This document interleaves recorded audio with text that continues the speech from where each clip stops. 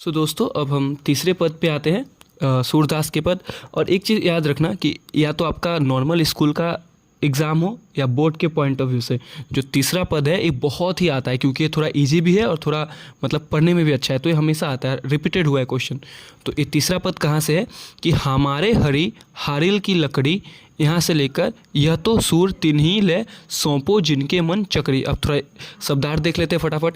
हरि मतलब श्री कृष्ण, हारिल मतलब एक ऐसा पक्षी जो अपने पैरों से लकड़ी को दबाए रखता है, लकड़ी मतलब लकड़ी, क्रम मतलब कार्य, नंद नंदन मतलब नंद का पुत्र यानी कृष्ण भगवान, दृढ़ मतलब मजबूती, दृढ़तापूर्वक, उर मतलब हृदय, पकड़ी मतलब पकड़ी, दिवस मतलब दिवस, निशी मतलब दिन और रात, जकरी मतलब रटती रहती है, जोग मतलब योग का संदेश, करुई मतलब करबी, ककरी मतलब ककरी, सु मतलब वह, व्याधि मतलब रोग, तिन्ही मतलब उनको, मन चक्री मतलब जिनका मन स्थिर नहीं रहता।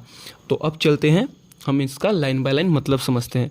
एक बात और, हारिल जैसा कि मैंने बोला, हारिल एक ऐसा पक्षी है जो अपने पंजों से लकड़ी को पकड़े रहते हैं। गोपियाँ भी उसी की तरह है जो कृष्ण को पकड़े रहती है। अच्छा चलिए अच्छे से समझते हैं। क्या है कि हमारे हरि हारिल की लकड़ी, मन क्रम वचन नंद नंदर उर, यह दृढ़ करी पकड़ी। गोपियाँ उद्धव से कहती है कि हमारे श्री कृष्ण तो हमारे लिए हारिल पक्षी की लकड़ी के समान है।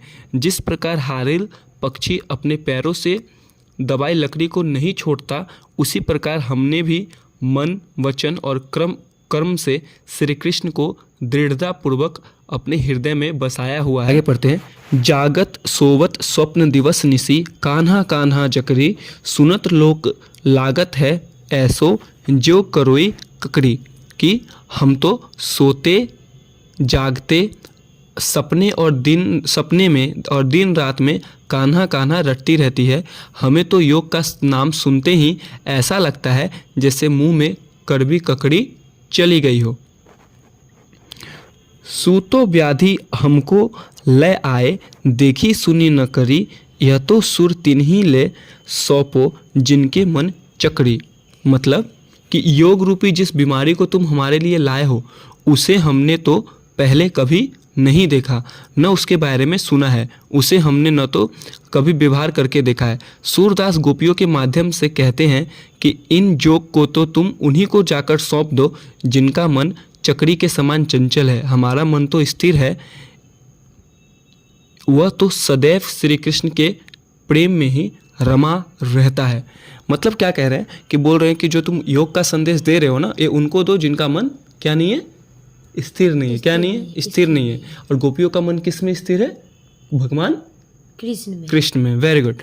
अब हम लोग चौथा और आखिरी पद पढ़ते हैं। क्या है, हरि है राजनीति पढ़ी आए, यहाँ से लेके राज धर्म तो यह सूर जो प्रजा न जाहि सताए। तो चलिए थोड़ा शब्दार्थ जान लेते हैं। पढ़ी आए मतलब पढ़कर सीख कर आए, मधुकर मतलब भौड़ा, गोपियों द्वारा उद्धव के लिए प्रयुक्त संबोधन, मतलब कि गोपिया भौड़ा का यहाँ पे आप लोग मतलब समझिए कि उद्धव को कह रहे हैं। पठाए मतलब भेजा, आगे के मतलब पहले के, पर मतलब हित, परहित मतलब दूसरों की भलाई के लिए, डोलत धाय मतलब घूमते फिरते हैं। तो चलिए भावार्थ पढ़ते हैं। क्या है, हरि है राजनीति पढ़ी आए, समूझी बात कहत, मधुकर के समाचार सब पाए। गोपिया उद्धव से कहती है कि हम तुम्हारी बातें सुनकर ही श्री कृष्ण के मंतव्य को समझ गए थे। गोपियाँ व्यंग्यता पूर्वक उद्धव से कहती है कि श्री कृष्ण पहले से बहुत चतुर चालाक थे, अब मथुरा जाकर शायद उन्होंने राजनीति शास्त्र भी पढ़ लिया। यहाँ पे व्यंग कर रही है, कह रहा है कि कृष्ण तो पहले से ही तेज थे, लगता है कि मथुरा जाके और राजनीति पढ़ लिए। एक अति चतुर हुते, पहिले ही अब गुरु ग्रंथ पढ़ाए, बढ़ी बुद्धि जानी तो उनकी जोग संदेश पठाए।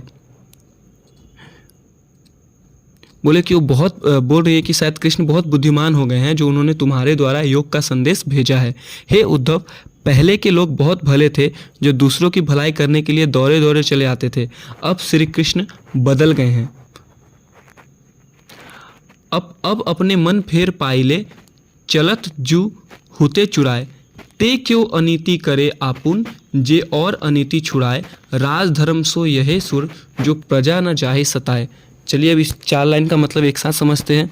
यहाँ पे क्या बोल रहे हैं, गोपियाँ कहती है कि मथुरा जाते समय हमारा मन अपने साथ ले गए, कि श्री कृष्ण जो है वो मथुरा जाते समय अपना हमारा जो मन है वो अपने साथ ले गए, फिर हमारे लिए योग का संदेश भेजकर हम पर अन्याय क्यों कर रहे हैं, हमारा मन तो उनमें है।